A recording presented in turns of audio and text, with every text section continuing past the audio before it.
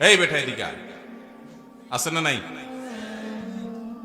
মাস্তানি করে ছোট লোকে, বিনয়ী হয় বড় লোকে। টাকা পয়সা দিয়ে মানুষ বড় লোক হয় না, বড় লোক হয় আচার আচরণের কাজ কাম দিয়ে। আপনি কি বড় ঘরের মানুষ নাকি ছোট লোক, এটা আপনার আচরণ দ্বারা প্রমাণ হবে। আপনি যদি মাস্তানি মাতবরি করেন, মনে রাখবেন পৃথিবীতে কুকুরের চাইতে বড় মাস্তান কম আছে। কুকুর দেখবেন আপনার মতো দু চারজন বন্ধু লাগে না, একা একাই হুদাই চিল্লায় দেখবেন। ঠিক না? ঠিক। আপনার ঠেলার চোটে রিক্সাওয়ালা টিকতে পারে না, গরিব মানুষ টিকতে পারেন না, অসহায় মানুষ টিকতে পারেন না। গায়ের জোরে একটু দুর্বল হয়েছে বেচারা, চুন থেকে নুন খসছে, দেখেন চাপ থাপ্পড় দিয়ে বসেন, ঘুষি দিয়া বসেন, গালি দিয়া বসেন।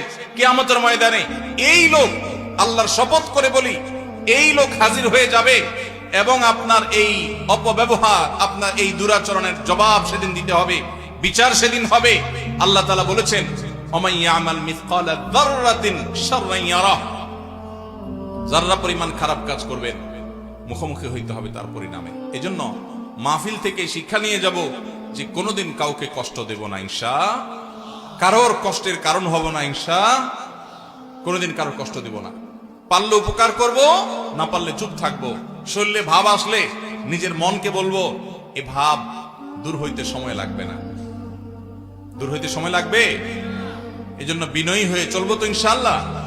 এলাকা সুন্দর হবে, দেশ সুন্দর হবে যদি আমাদের আচরণ সুন্দর হয়। আমাদের যুবকরা যদি সমাজমুখী কাজ করে, আমাদের যুবকরা যদি সমাজের জন্য ভালো কাজ করে, মাস্তানি, গুন্ডামি এবং গায়ের জোর খাটায়া দুর্বলদের উপরে জুলুম যদি না করে, তাহলে দেশ সুন্দর হয়ে যাবে। আমাদেরকে সুন্দর দেশ গড়তে হলে অনেক বেশি কিছু করতে হবে না। আমরা যদি সবাই সবার অধিকারগুলো দেয়া শুরু করি, কেউ যদি কারো কোনো কষ্টের কারণ না হই, কারোর সাথে মাতবরি, সরদারি, গুন্ডামি এবং গায়ের জোর খাটানোটা না করি, তাহলে এই দেশ এমনি স্বর্ণের দেশ হয়ে যাবে ইনশাআল্লাহ। আমরা মুসলমান, ওয়াজ শোনার ব্যাপারে উস্তাদ। হাজার হাজার যুবক ওয়াজ শুনে ঘন্টায় ঘন্টা বসে, মাগার যুবক ওয়াজের উপরে আমল করার প্রশ্ন আসবে যখন পাবলিক বাসে উঠছেন 4-5 বন্ধু মিলে, ডাকছেন কন্ট্রাক্টরকে ভাড়া নেওয়ার জন্য, একবার বেশি 2বার ডাকছেন, বেচারা শুনে নাই, অন্য মনস্ক ছিল। এরপরে ডাইকায় না, কলার ধরে বলছেন, এই বেটা কথা কানে যায় নাই, এরপর দিলেন 2-4টা চটকনা।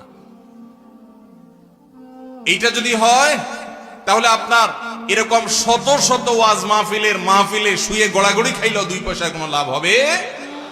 আর যদি এখান থেকে শিক্ষা গ্রহণ করে কোন দুর্বলের উপরে আঘাত করার আগে আপনার হাত থেমে যায়, আপনার মুখ থেমে যায়, আপনার বিবেক সেখানে যদি কাজ করে, অ্যাক্টিভ হয়ে যায়, তাহলে মনে করতে হবে ওয়াজ আপনাকে কাজ ধরেছে, ওয়াজ আপনাকে এফেক্ট করেছে, ওয়াজ আপনাকে সুপথে এনেছে। তাহলে এটাই হবে আপনার সার্থকতা। সেই যুবক পাওয়া কঠিন, যেই যুবক তার যৌবনে কোনো মানুষের উপরে মাস্তানি মতবারি করে নাই, কারোর উপর দুর্ব্যবহার করে নাই, গায়ের জোর খাটা নাই, অন্যায় জুলুম করে নাই, খারাপ কাজ করে নাই, হারাম সম্পর্ক করে নাই। এইরকম যুবক পাওয়া এখন সোনার হরিণ হয়ে গেছে।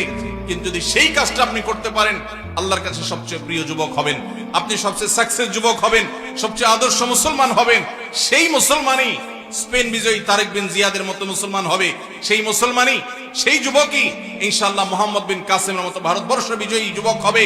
সেই যুবকই মুসলমানদের সেই হারানো গৌরবকে পুনরায় উদ্ধার করতে পারবে। সেই যুবক নয় যে যুবক মাহফিলে পরে মাহফিল করে, ভলান্টিয়ার পরে ভলান্টিয়ারি করে, হুজুরের গায়ের আগেও থাকে, পিছেও থাকে, হুজুরের সাথে ছবি বৈশাও নেয়, কাইথইয়াও নেয়। লাভ নাই, কোনো লাভ হবে না।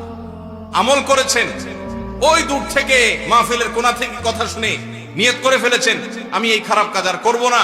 এই যুবক সাকসেস। আর একেবারে স্টেজে আইসা বাতাস করছেন, কিন্তু সেই এই যুবক সাকসেস নয়। কথা কি ক্লিয়ার? বুঝে আসছে? আল্লাহ আমাদেরকে আমলের তৌফিক দান করুন।